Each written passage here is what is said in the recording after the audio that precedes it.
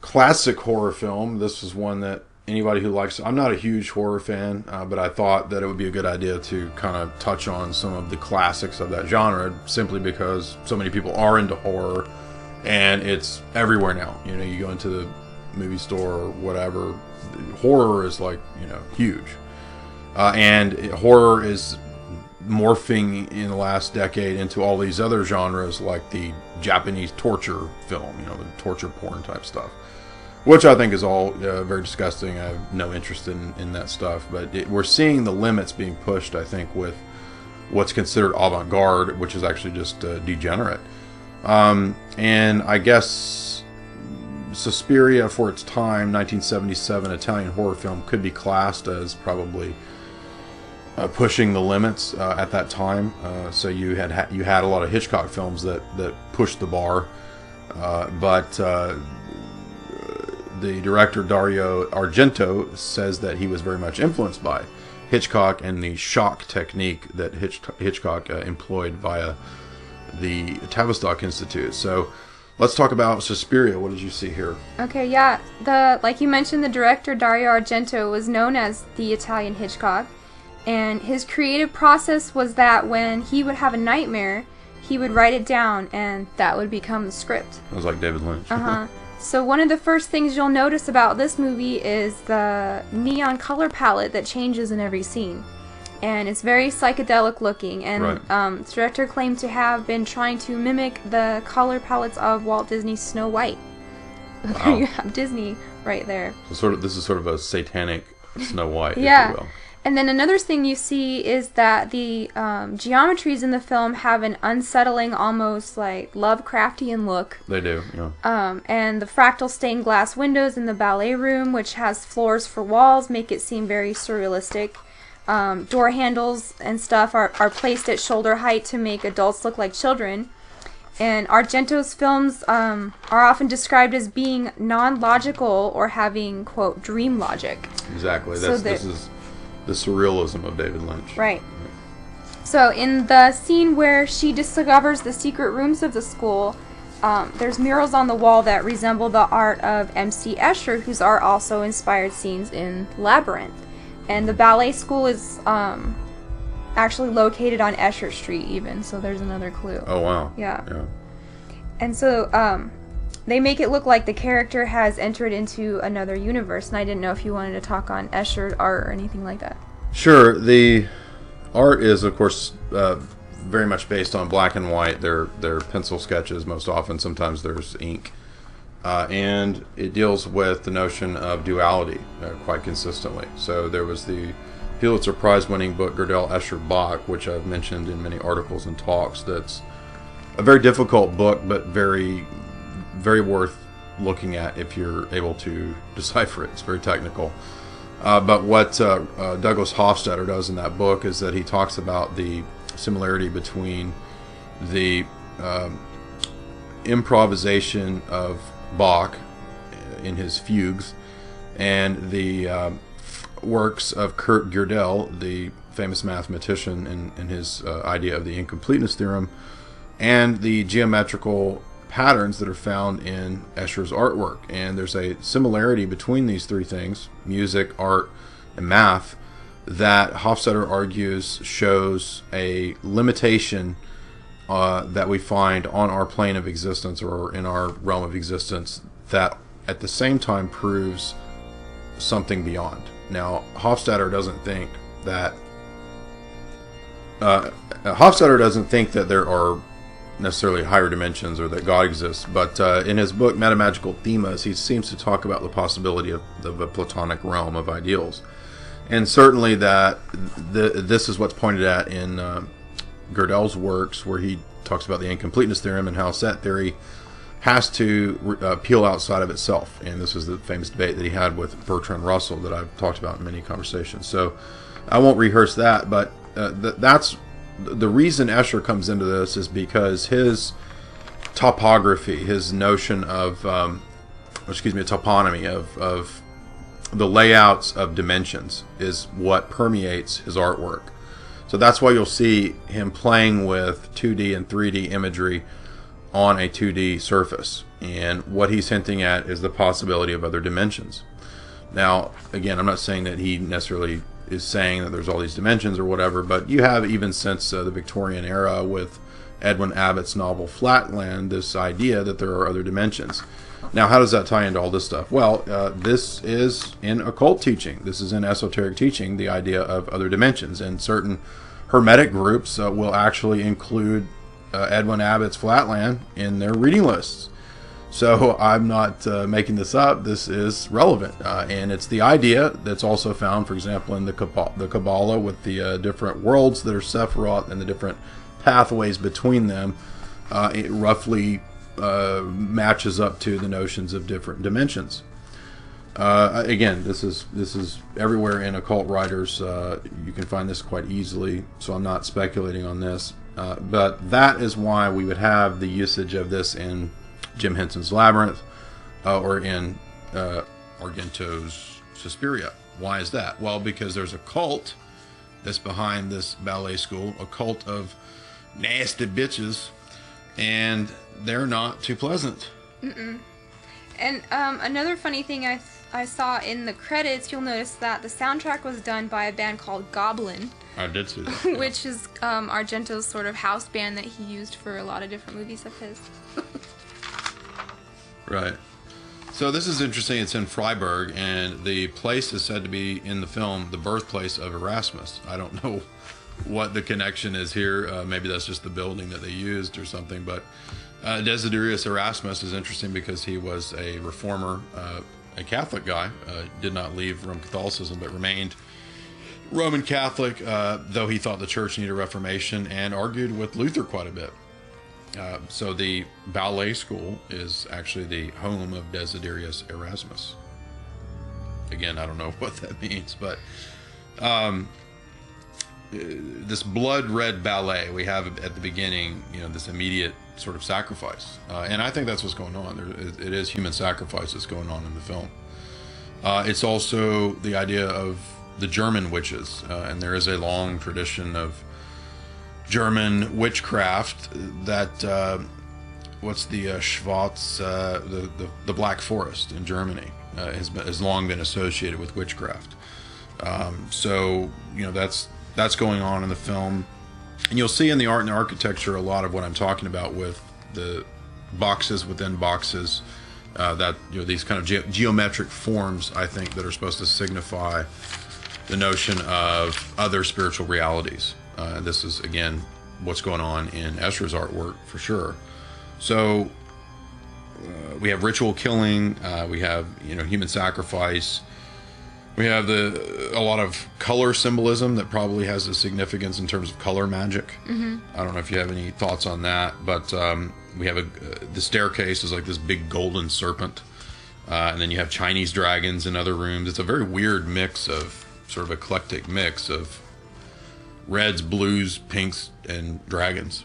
Right. Yeah, well, there is a scene... Oh, by the way, they also do mind control. Let's not forget that. In what part? Don't they kind of drug the girl? Oh, yeah, well, they... Like Rosemary's Baby. Deprive her of food. Yeah. So that she's weak and can't resist. Yeah, so she can't get away. So it's they use total brainwashing on the girl. Mm-hmm. They won't let her live outside of the school. Yeah, she gets faint, she collapses, right? Yeah. And then so there's a scene where the heroine girl tries to find someone to talk to about what has been going on at the school, and she meets with the character Dr. Mandel, who had counseled the girl who was murdered in the beginning. Do you remember that? Yeah, which is that stupid scene because she's like, "What's a witch?" Yeah, like she'd never heard of all this stuff before. Goes over to Germany, old enough to travel, live at a ballet school, and they've never heard of a witch. Right. So he says that the girl from the beginning had a nervous breakdown after her mother died, and found out that the dance school was founded by a witch, and he dismisses her fears as hysteria and says that the spread of belief in the occult is part of mental illness. Mm-hmm. And he says, quote, "Bad luck isn't brought by broken mirrors, but by broken minds." So this came out right before the 80s, which was a time in America where there was this satanic panic. and where there are a lot of reports in the news about ritual killings and the occult, so much so that even Oprah and Geraldo and Phil Donahue would do shows about it. But ultimately, some of this media was so over the top, it kind of served to discredit the entire thing. Now, there is something called the False Memory Syndrome Foundation, which was created in 1992 by a couple who were accused by their own daughter of sexual abuse. And weren't you just reading about that? Yeah, they were also guilty of porn, child porn, yeah. And this foundation, its original board member was none other than Dr. Martin T. Orne, who was a hypnosis expert and senior CIA Navy researcher at the University of Pennsylvania Experimental Psychiatry Laboratory. So there's a big red flag right there. And it was created to deny the existence of ritual abuse and staffed with all kinds of psychiatrists connected to the CIA. So whether you believe one side or the other, the bottom line is either preschool children are conspiring together in fantastical lies or government officials are. Yeah, it's also a film that I think is more interested in form over content. It's more so about the image and the shock experience than it is about the storyline, because the storyline's kind of silly and it doesn't really... I guess there's some reconciliation in the fact that she gets away and the academy burns down. But the storyline is not really the main point of this movie. It's more about creepy imagery, and this ties into surrealism. So when I wrote my piece on the Black Dahlia, I noted the connections between surrealism and the occult, where I pointed out that, and this is a quote from an author, an Oxford scholar named Nadia Chausha, and she says, "Many people associate surrealism with politics, but it was permeated by occult ideas, a fact often overlooked by art historians. The occult influence goes back to general themes at the movement's very heart. The occult influence, the antinomian stance, that is, lawless stance of surrealism, can be traced directly to the influence of 19th century magi, such as Eliphas Levi, whose dogma and ritual of high magic was widely read by the surrealists. Among these, we also find its progenitor, André Breton. The book shows how many surrealists and their predecessors were steeped in magical ideas. Vasily Kandinsky, with his involvement in theosophy, the sorcery of Salvador Dali, the alchemy of Pablo Picasso, and the shamanism of Max Ernst and Leonora Carrington. Surrealism, she says, did not establish itself in Britain until the 1930s, but after almost 10 years before the surrealist experiments with automatic drawing, an obscure English artist, Austin Osman Spare, had perfected the technique. So these are, in other words, the surrealism, which is what Argento's piece is, it has its origins in the esoteric and the occult, and as you mentioned, Eliphas Levi. So that's the milieu from which he's working. But there's also some of the classic tropes, too, that I noted, like the mirror imagery, right? And the smashing of the mirror, right? The broken mirrors, broken minds. Mm-hmm. This is, hints at, again, the mind control aspect of it. And that's what the cult's doing. They're brainwashing the girl, bringing her in. And she's either going to join or she's going to be sacrificed. Well, one scene comes to mind now that you mention it, about when they're chasing this one particular girl around the school. They aren't trying to kill her, but traumatize her to the fullest beforehand, because she's gets into a room and she locks the door, and then it looks like he's gonna unlock it, but he's just really fiddling with the lock so that she can escape through another window into a room full of barbed wire. Right? And so she's just running and harming herself, and all they're doing is frightening her. They're not actually... Yeah, they're getting off on the psyops, the psychological warfare and torture. Right. And interesting, too, we're told that the head witch was expelled previously in other religious nations. This was centuries ago. So that we learn at the climax of the film that the witch is actually very old. And presumably she's kept herself alive through some sort of rite that involves human sacrifice. Right. And now, as she walks down the secret hallway, the secret flower, which is where the hallway was hidden in the wall, where the witches were worshiping secretly in their coven, she walks down the hall, and we see what looks to be Hebrew writing German text, Greek text, and some English. And we see the terms Elohim, metamorphosis, and interior secrets. And we also see what looks to be like a Rosicrucian rosy cross. So sort of a concatenation, a mix of occult imagery and symbolism there. But I think the Kabbalistic and the usage of Elohim and interior secrets, I think, suggests ceremonial or high magic, ritual magic. And then we see them appear to be giving the, I guess, number 2 witch some sort of sacrament. So I don't know what this is, but to me it could be OTO. Yeah, it harkened to something like Crowley's Gnostic Catholic Church, which would eat cakes of light, that would involve menstrual blood, semen, and I believe flour. And yeah, while we're talking about this hallway scene, there is a little anecdote told by another famous horror movie director, John Carpenter, about Argento's fears in real life. And he says, there was a hallway at the back of his house, Argento, and when he would go to sleep at night, for whatever reason, when he would walk there, he would imagine these things behind the doorways in this hallway. By the time he got to his room, he was in complete terror.